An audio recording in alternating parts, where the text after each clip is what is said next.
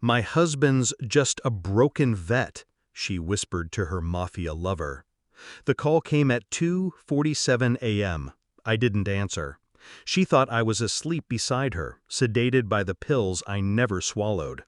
But I'd been wide awake for weeks, watching, listening, drowning in the silence between her sighs. She whispered into the phone like the walls didn't echo at night, like betrayal didn't hum louder in the dark. Yes, he's asleep, still thinks I love him. Pathetic. A pause, a breath. "I told you, he's just a broken vet. Hire your men. Make it look like a robbery. 2 to the skull. Clean. Game over." She laughed.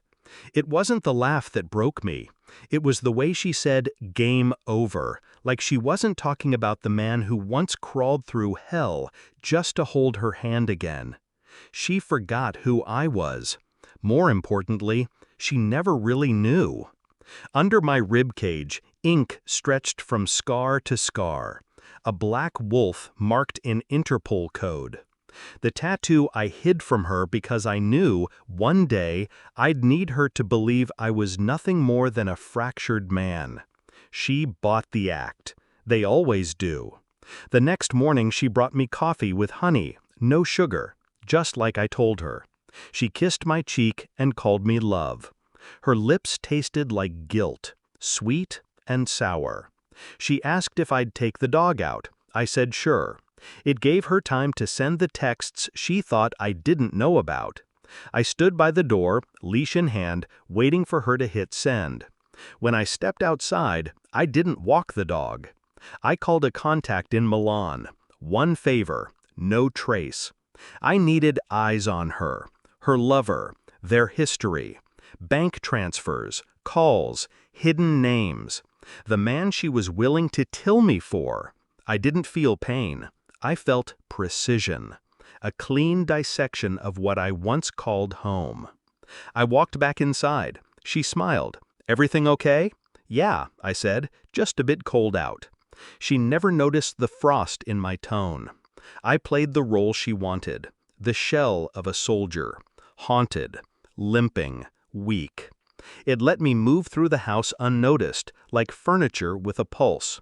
She hid nothing from me, assuming I was too broken to see. But I saw everything. The second phone. The lipstick that wasn't her shade. The unfamiliar scent that clung to the couch like a secret dying to be caught. I found their photos. Him with his hand on her thigh in a dim bar. Her with her mouth on his neck in the backseat of a car I paid for. I didn't rage. I archived. I traced the number she'd called that night. It belonged to Alessio Vitale, ex-hitman turned nightclub owner, untouchable to most, not to me. Interpol classified him as an observer. I classified him as dead. But not yet. I booked a DNA test. Not for her, for our son. He looked nothing like me. I already knew the answer. But truth doesn't count unless it's documented. Clean. Final. The envelope came sealed in gray. Neutral, like the truth often is. I read it once, then again. Negative. No paternal match. She gave another man my name, my child, and planned to take my life. I didn't cry. I smiled. That night I cooked dinner, lit candles, played her favorite record. She came home late, flushed and radiant, wearing perfume she never used for me. "You're in a good mood tonight," she said. "Life's short," I replied. "Might as well savor the good." I handed her a glass of wine and the DNA envelope. She frowned. "What's this?" "A souvenir from the life you buried." She opened it, read it, flinched. But I didn't blink. "You knew?" she whispered. "I know everything," I said. "I've been waiting to see what kind of lie you'd choose when cornered." She didn't speak. She didn't need to. Her silence was louder than a gunshot. They came 3 nights later. 3 men, black masks, silenced pistols. Alessio's signature. They broke in through the back, just like she told them. I was waiting in the dark. They expected a cripple. They found something else. The first one I took quietly. Pressure point. Collapse. The second screamed when I slit his thigh. Too much noise. The third tried to run. He didn't make it to the stairs. I left one alive. He'd crawl back to Alessio. Deliver a message written in blood and memory.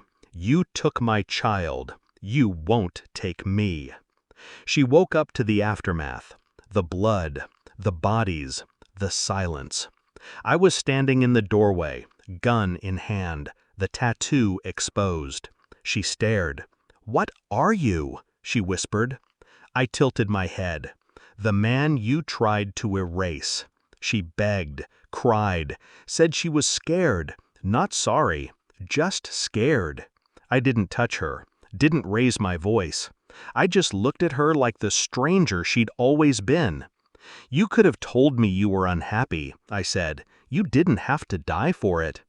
I walked past her, out the door, into the cold. I didn't look back, because that part of me was already dead. She thought she was playing a game. She never understood I was the one who trained the players. They buried 3 men that night, but only one ghost walked away.